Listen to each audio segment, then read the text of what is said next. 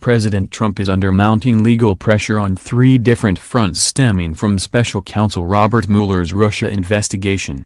Trump is awaiting a verdict in the trial of his former campaign chairman Paul Manafort. The New York Times revealed over the weekend that White House counsel Donald Mcgahn has been much more cooperative with Mueller than previously thought, and federal prosecutors are reportedly close to bringing criminal charges against longtime Trump fixer Michael Cohen. None of those developments necessarily spells doom for Trump, and an unexpected twist, such as a Manafort acquittal, could give him a boost. But together, they present a new and serious set of challenges for an already embattled president. Joyce White Vance, a former U.S.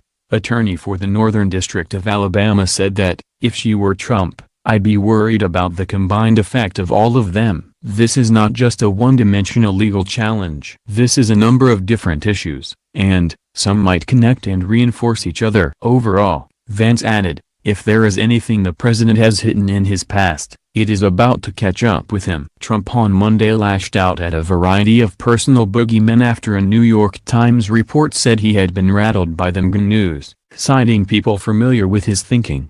In a series of tweets, the president slammed Mueller as disgraced and discredited and labeled his team of investigators a national disgrace that is trying to hurt Republicans in the fall midterm elections. Trump also challenged former CIA Director John Brennan to sue him over the revocation of his security clearance and called for the firing of Justice Department official Bruce who has ties to a firm that produced a salacious dossier of claims about the president's ties to Russia. That followed a string of Sunday tweets, in which Trump denied that Mcgahn had become a John Dean-type rat, referring to President Richard Nixon's White House counsel who cooperated with prosecutors after he was implicated in the Watergate cover-up.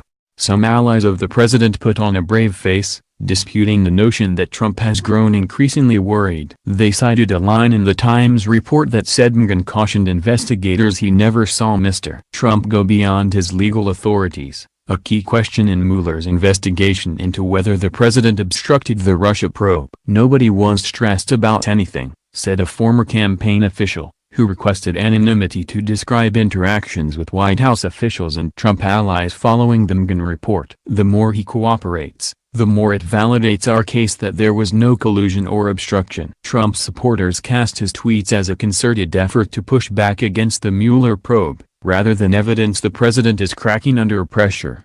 If your political opponent has wrongly accused you of treason, it would be hard to keep quiet about it, said Barry Bennett, another former Trump campaign advisor. That attitude belies the seriousness of the challenges facing Trump, legal experts say. Mcgahn, in particular, may have provided Mueller with damaging information against the president during the course of 30 hours of testimony over the past 9 months. While Trump's team signed off on Mcgahn's interviews, the president and his lawyers are reportedly worried by the fact they were not aware of how long Mcgahn spoke with Mueller's investigators and do not know everything he said to the special counsel's office. The White House lawyer has the ability to provide eyewitness accounts of the president's conduct and mindset when he decided to fire James Comey as FBI director as well as during his attempts to fire Mueller. The irony is that Mcgahn's role as a key resource for Mueller appears to have been unintentional. He was allowed to speak under Trump's previous team of personal lawyers, which sought to cooperate as much as possible with Mueller's team in the hopes of bringing a quick end to the Mueller probe. The Times reported that Mcgahn's willingness to be forthcoming with Mueller was partially born out of a fear the president was going to use him as a fall guy. Critics of the president reacted with glee to the Mcgahn news, predicting it could have seismic implications. Don Mcgahn is counsel for the office of the president, not for President Donald J. Trump. Harvard law professor Lawrence Tribe tweeted, "We may see the presidency bring down the president." Poetic justice. Allies of the president say that amounts to wishful thinking, and gross exaggeration, among his opponents. In fact, some contend that Mcgahn's testimony to Mueller could ease the pressure on Trump himself to grant an interview. Jody Genova, a former U.S.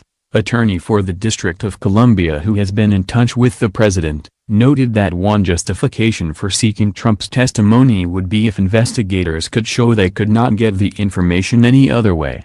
Instead, he said, they got it, big time, from the White House counsel, who spoke directly with the president. So why are we here? Why is this happening? Other Trump allies worry that the president's intemperate tweets are counterproductive. Mark Corallo, who served as a spokesman for Trump's private legal team for a brief period in 2017, said that none of the current developments had produced anything damning on Trump. "I wouldn't be worried," Corallo said. "I'd probably be annoyed, but I doubt I would vent it publicly the way the president has. Because I think the president's posture makes it look like he is worried, right?" In New York, federal prosecutors appear to be ramping up pressure on Cohen to cooperate in a wide-ranging criminal probe that includes his dealings with Trump. The Times reported that government lawyers have focused on $20 million in loans obtained by his taxi businesses and that they are considering bringing charges by the end of the month. Any criminal charges against Cohen would represent a blow to Trump, who employed Cohen for more than a decade, and serve as another black mark for Republicans ahead of the midterm elections.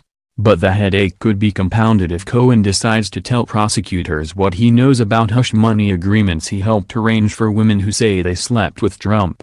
Last month, it emerged that Cohen had secretly recorded a conversation he had with the future president, in which they discussed payments to one of those women, former Playboy model Karen McDougal. The emergence of the recording was seen as an indication Cohen is willing to cooperate with authorities. Unlike Cohen, Manafort has not shown a willingness to give prosecutors damaging information about Trump. But his trial on 18 criminal counts is being viewed as a barometer of the strength of the Mueller investigation. If prosecutors win a guilty verdict against Manafort, it could bolster the probe's standing, even though his alleged crimes are not directly linked to Manafort's time as Trump's campaign chairman.